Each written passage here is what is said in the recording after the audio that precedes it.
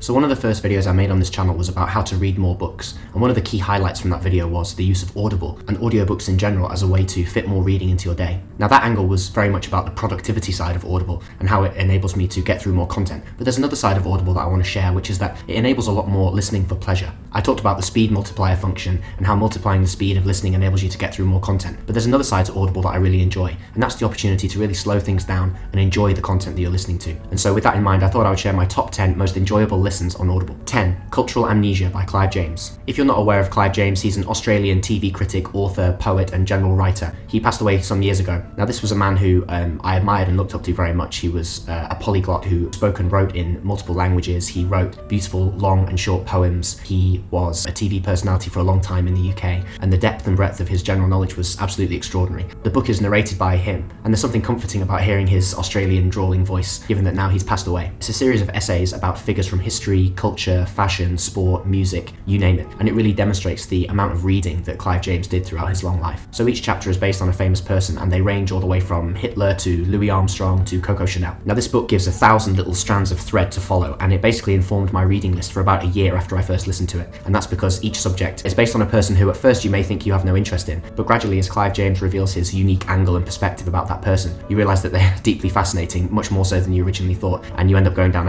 a new rabbit hole with each chapter, which is really marvellous if you just want to find out more about the world. 9. The Great Gatsby. Now when you're picking something to listen to purely for pleasure, the narration's probably the number one factor to look for in whether you're going to enjoy that piece of content. I was looking for a version of this book, A Movable Feast by Ernest Hemingway, and the number one factor in choosing which version I was going to download was the narration. So of course I downloaded a sample and listened to the narrator to see which one of them really suited my listening style and to see which one I thought I would enjoy more. So I can't emphasize enough that the quality of the narration has a massive impact on how much you're going to enjoy a story. Now it goes without saying that The Great Gatsby is a literary classic and that the descriptive passages in it are some of the most beautiful prose that you're likely to read. I'm not a literary critic and I don't really have anything unique to say about the content of The Great Gatsby, only that on Audible there is a version narrated by Jake, this name, I know different people pronounce it differently, let's go with Jake Gyllenhaal. So as I've said, the book is a well-known masterpiece. It captures the mood and the aesthetic of the Roaring Twenties in a very, very abstract and beautiful way, and Jake Gyllenhaal's narration really just ups the suspense of the story and creates a really sort of enthralling atmosphere. And it's a really good example of what Audible does best, which is the coupling of a really great text with an excellent performance. 8. Hitch 22, Christopher Hitchens. Now Christopher Hitchens was a public intellectual who passed away just at the beginning of the 2010s. He was famous for having very controversial views. It was very easy to agree with him about some things and then completely disagree with him about others, and almost everyone will find something that Christopher Hitchens said that they don't agree with. But that is to oversimplify someone who I think was one of the great intellectuals of the past 50-60 years in terms of shaping public opinion, of shaping a culture, really loving books and really loving stories, of learning more about the world. This is his autobiography, and I think it really highlights the things that I admired about him, which was that he had the courage to be disagreed with, he had the courage to say what he thought and to stand up for different people when he wouldn't necessarily get any reward for doing so. I think he was a very courageous person and writer, and when you watch him debate others on YouTube, for example, it's really a sight to behold. Anyone with a spare half an hour can see him dismantle Tony Blair in a debate somewhere in Canada just before his death, and you can see that this is a man with a titanic intellect and a beautiful speaking voice, which makes him perfect to read his own autobiography. I think the thing about Hitchens is that he's such a contrast from the more divisive and simplistic internet figures that we see today, who are simply on a quest to say the most extreme thing they possibly can to get the most number of views, to cause the most disturbance online. He came from an era where it paid off to be a bit more sophisticated than that, and that comes through in his writing. Besides that, he also lived a very extraordinary life. He did a lot of travelling as a journalist when he was younger. He went to some extraordinary places, and that makes for some amazing stories in the book, and he reads them perfectly. The anecdotes in the book are told in a very witty and often hilarious way, and his smooth kind of whiskey-soaked voice is really a perfect vehicle for the witty remarks and stories that he tells. It's a really pleasurable book, and it makes you really aspire to get out there and live the kind of life that would make for these kind of stories. 7. The Complete Sherlock Holmes, Stephen Fry. I think one of the best things about Audible is that you can get tremendous value on there in terms of the number of hours of entertainment that you get. For the cost of one credit, you can buy something that lasts for 45 minutes, or in this case, more like 45 hours. This version of The Complete Sherlock Holmes is read by Stephen Fry, and it's not the last time he's going to appear on this list. I find him to be a fantastic narrator with almost anything that he reads, and his delivery of these stories is fantastic, partly because he was such a fan of Sherlock Holmes as a child.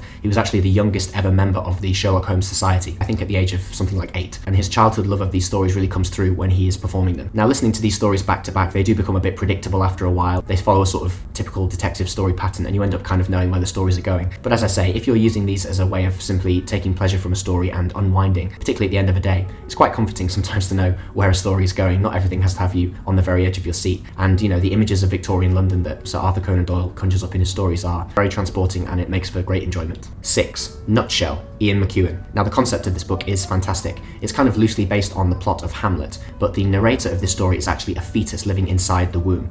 Because the fetus is a narrator, he's kind of piecing together bits of information that he gets from the outside world, certain sounds and also sensations from the body of his mother, and he gradually realizes that his mother is planning a murder, and the murder is of his father. Now, the reason why this book is so fascinating is because a creature who's living inside the womb and can't really see the context and has to piece together the world has some really interesting perspectives on the kind of world that he's going to be born into, and he's kind of preparing himself for that world. It's very revealing about the kind of world that we are creating in modern times. And all the dramatic tension in the story obviously comes from the fact that he knows a murder is going to take place of someone that he's very attached to, even though he's never met them. But because he's still in vitro, but because he's still inside his mother, he's powerless to stop it. And all these narrative strands are drawn together by the narrator, Rory Kinnear, and he really communicates the kind of longing of the fetus to enter the outside world and experience all the wonders of the world, and at the same time his anxiety about leaving the simplicity of the womb and the space that he knows so well. And it's kind of like a growing up story intertwined with a murder story. It's fantastic. And as with all the choices here, it's kind of elevated by the exemplary performance of the narrator. 5. The Harry Potter series. Around bedtime is when I do a lot of my listening, and these are times when I'm listening to something not just to get through it and pick out the important content, but to really enjoy and take pleasure in what I'm listening to. Now, there's nothing remarkable about Harry Potter, but it is real audio comfort food for those of us who grew up listening to or reading those stories. Stephen Fry makes another appearance on the list because he was the narrator of these books, and it's really his kind of syrupy tone coupled with his amazing ability to do voices that makes it a pleasurable experience time and time again. This isn't a challenging listen by any means, of course, it's a children's story, but the kind of soothing nostalgia and familiarity of it for those of us who grew up in this generation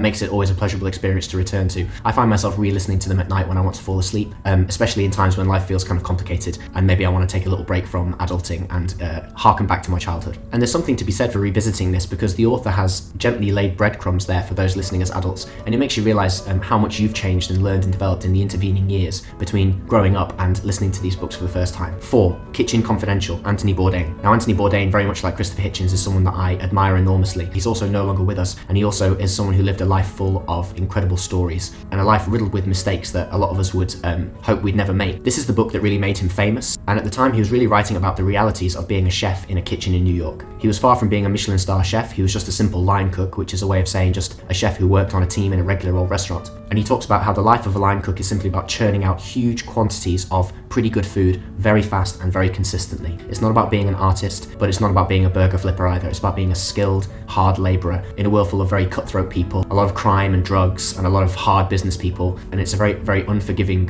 picture that he paints of the New York restaurant scene. This book got him some slots on the Oprah Winfrey Show and other places where he really started to make his name in television, and people were really fascinated to find out all the secrets of the restaurants that you don't see from the dining room. His voice is just an incredible reminder to me of his amazing journalism, all his fantastic programs on CNN, most notably Parts Unknown, which, if you haven't seen, is hours and hours of amazing television, all about different cultures and different places around the world. 3. The Jeeves Collection, P.G. Wodehouse. Once again, this is Audible giving Stephen Fry the chance to read aloud his formative childhood favourites. As well as Sherlock Holmes, Fry was a huge fan of the Jeeves and Wooster books written by P.G. Wodehouse. Now, there's probably no one who is more playful with the English language than Wodehouse, and his sentences are hilarious and incredibly delightful to listen to. In the Jeeves stories, he pokes fun at the kind of ludicrously privileged upper class of the early English 20th century. Now, this isn't a period that you have to know a great deal about in order to enjoy the stories. They are simply fun and ridiculous and light-hearted. They're very innocent, they're not really trying to make extreme statements, they are just simply light-hearted and fun. The aristocrats and socialites that are depicted in these stories are so ludicrous and their feet are so far from the ground that it's easy to turn them into risible characters that are targets of mockery and scorn. But in fact, it's all done in a way that's very kind and gentle, and these stories are almost like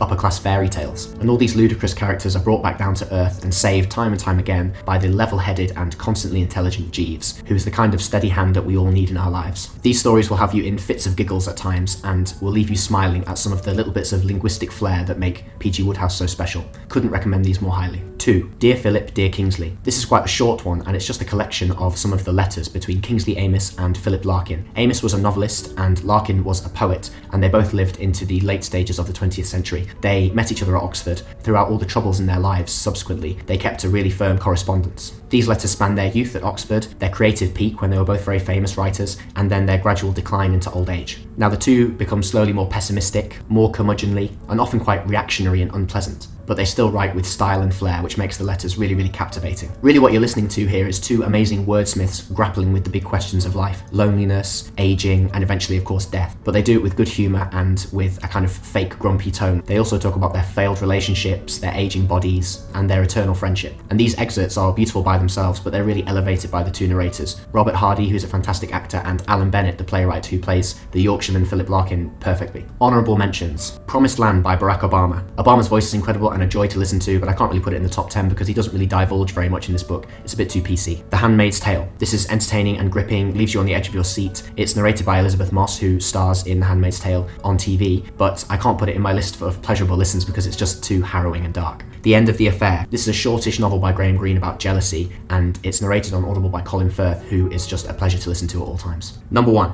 Alan Partridge. So for those of you who are not aware of the character of Alan Partridge, he is a sort of middle-aged, centre-right wing, fairly uneducated TV broadcaster from the UK. It's a sketch character created by Steve Coogan and Armando Iannucci many years ago. So what started off on TV series has now been continued by Neil and Rob Gibbons along with Steve Coogan in books. These books are made for Audible because Steve Coogan reads them in the character of Alan Partridge. He is such a hilariously pitiful character, and the insights into his kind of blinkered Philistine worldview are just really, really cleverly done, and once again, a book that will make you laugh out loud if you let it. I usually put this on when I'm driving in the car with my mum, and there have been times where we had to actually pull over because she was laughing so much that she couldn't drive the car. The books I, Partridge, Nomad, and also the series from the Oasthouse are all available on Audible, and they are laugh out loud funny. The character is so richly drawn, and while writing in the first person, they managed to expose his ignorance and stupidity in a way that is really, really pleasurable. And these are really things that you can listen to over and over again and still discover new little comic gems inside, so I couldn't recommend these highly enough. So there you have it. They are the things that I listen to on Audible for pleasure.